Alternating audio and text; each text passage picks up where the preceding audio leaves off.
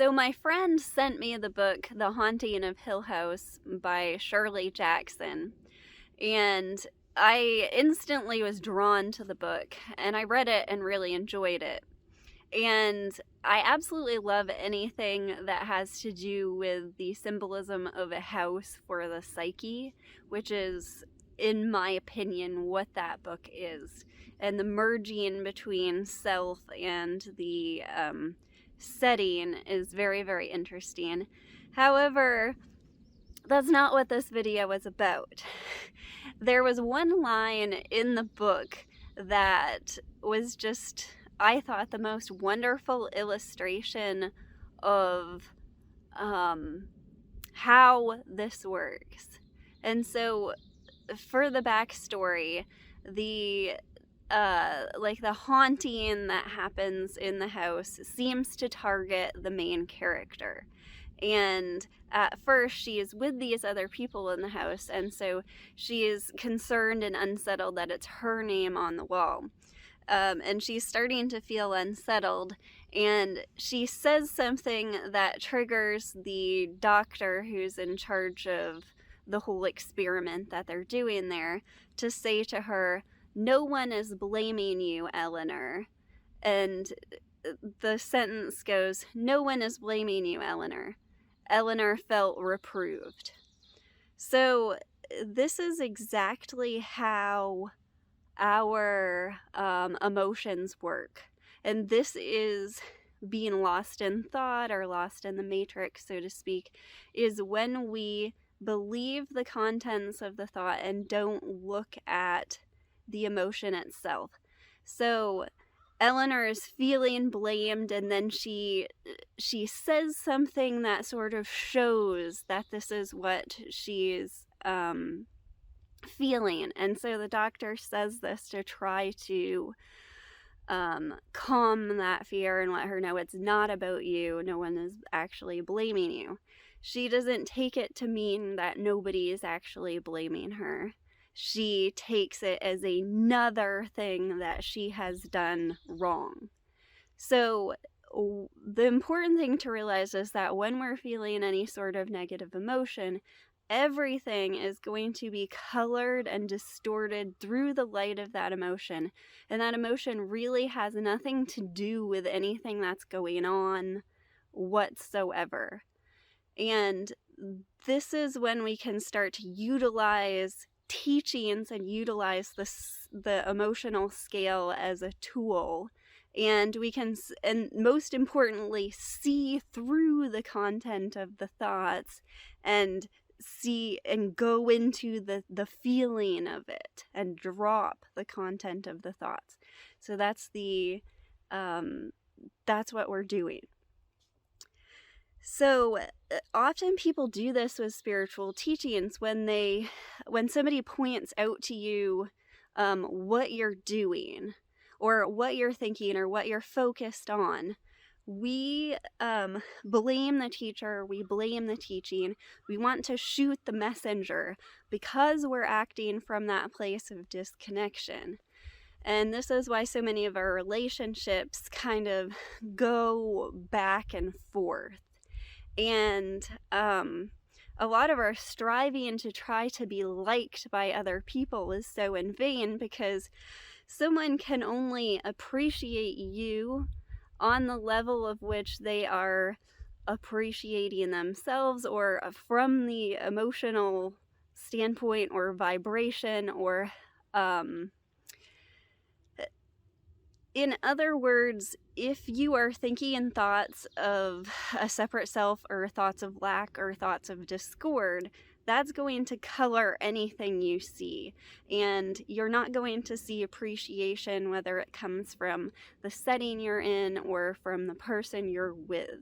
And yet we somehow expect that people have this fixed opinion of us that exists in time.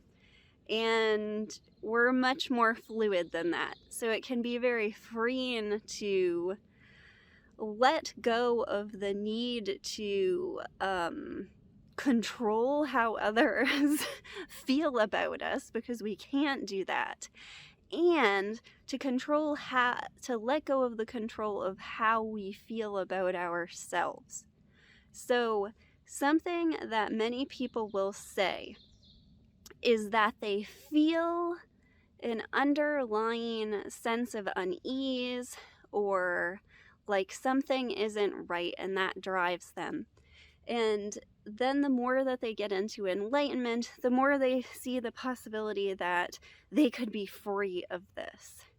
And that by doing something, by meditating enough, by having the right insights, by being on the path long enough, by following the right teachers, by whatever else, that they can be free of this discord. And it is so direct, so completely direct, that thought that I am a self who exists within time and I have this discord that stays with me in time is actually the discord. That thought in that moment is being responded to by emotion, negative emotion, that says it disagrees with this thought. And so it is totally bogus and totally untrue that you are a self that experiences discord, constantly experiences this sense of unease, and cannot get rid of it. And that's why when we give focus to that, we feel that, and then we confirm, we believe the content of the thoughts, we confirm that, yes, this discord is here, and that's why I'm feeling it, without realizing it's so direct. It's so presently now. That is that thought that's being responded to. And you are not a self that exists within time. And so if this is your experience, notice when you are not feeling it. And appreciate it and realize that you're not. It's so funny, and you'll start to see this. The metaphor I love to use is, if I want to forage for a plant, I identify the plant, I put the desire out there, and then I go into the woods. I am primed to recognize that. And when we start to see that it's not the content of the thoughts, it's the emotion itself, and go into that feeling, go back to the source, we realize that everything we thought we knew is not. And the liberation and freedom in that cannot be grasped, cannot be taken over into time, into the future for somebody, because it is eternal itself. So something else that I wanted to just give you a heads up or prime you to recognize is that if you do start using the emotional scale as a tool, sometimes you will hit certain emotions like doubt or discouragement, and you will project them upon the emotional scale itself, or the teaching, or whatever process you are using. And so then you find yourself wanting to quit and thinking that this isn't working.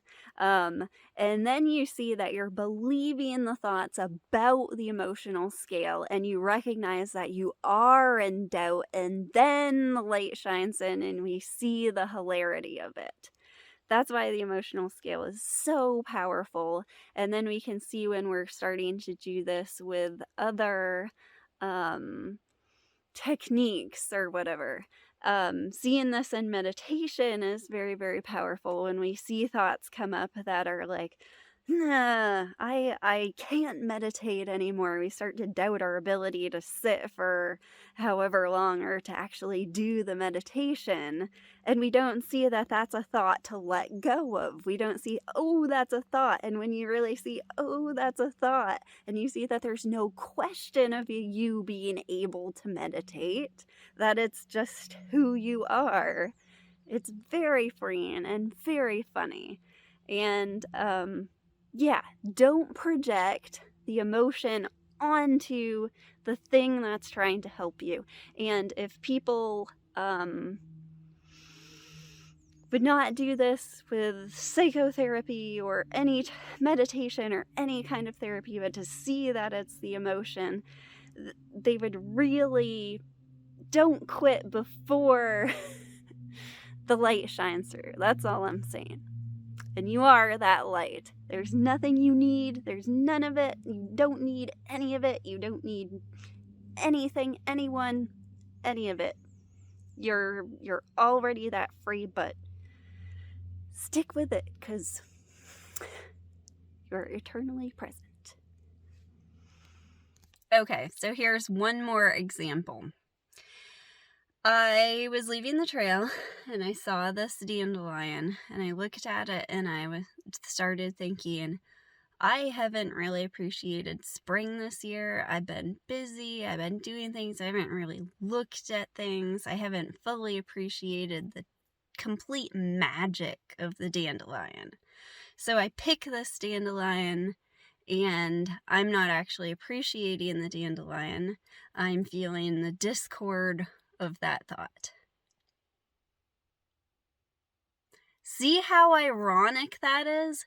That was an opportunity, a moment to look at and appreciate and do what I wanted to do, which was really look and see the dandelion. But instead, I'm feeling the discord of a thought of how the tragic trajectory, all of our trajectories end in the tragedy of our death. So having a trajectory is a very tragic thing, by the way. The trajectory of my spring as a whole, judging it, and not seeing what was right in front of me and being blind to the appreciation in the moment. Appreciation is where it's at. And you can even appreciate how very stupid you are. Not in a self-deprecating way, but in just like how hilarious it is. And it's even more fun to laugh at that than to look at the wonder. I don't know if you can really compare, but it's as fun to laugh at that as to look at the wonder of the geometry of the magic, which using the word magic totally dismisses the actual what magic is trying to point to of this. Not this. This.